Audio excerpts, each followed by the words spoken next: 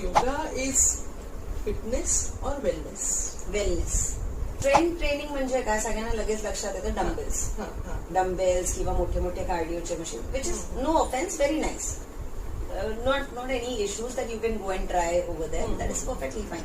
But again तेच मी म्हटलं, वेद्स हे मुडगर मधनं सुरू झाले. तुम्हाला माहिती असेल मुडगर किंवा गदा,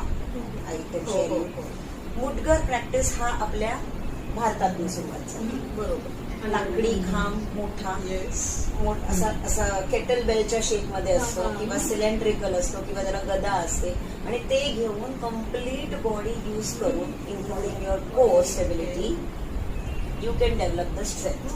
भारताचे आदरणीय पंतप्रधान नरेंद्र मोदी हे नियमित योगाभ्यास करतात आणि योगाचं समर्थन देखील करतात. अगदी भारतापासून ते आपण युनायटेड किंगडमचे जर चार्ल्स किंग बघितले, ते सुद्धा खूप मोठे योगा समर्थक आहेत. म्हणजे जेव्हा जेव्हा ते भारत भेटीला येतात तेव्हा ते वेलनेस सेंटर किंवा योगा सेंटर आवर्जून भेट देऊन तिथे योगाचा सराव करतात.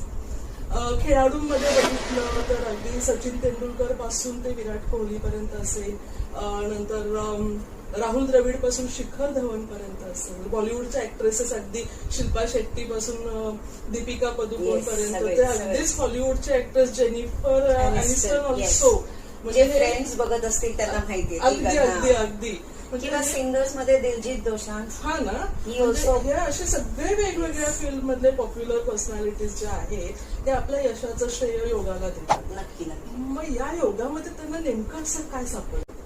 मग ही निरोगी वृद्धापनासाठीची गुंतवणूक आपण म्हणू शकतो का योगला, आणि मग ती कधीपासून करावी नेमकी? माझ्याकडे आता यंगेस्ट स्टुडंट 4 years old. जसे की विज्ञानाच्या दृष्टीतून बघताना योगचा नेमका शरीरावरती आणि मनावरती, मेंदूवरती कसा परिणाम होतो? Okay, so now let's talk scientifically. हे योगा सगळे चक्रासवर अवलंबून आहे. चक्र workout, please do not treat it as a workout. It is a work in. It is not a workout. Yoga is work in. You're working within yourself. And then you will see the results which you actually never expected but were needed. And then you will have a complete transformation.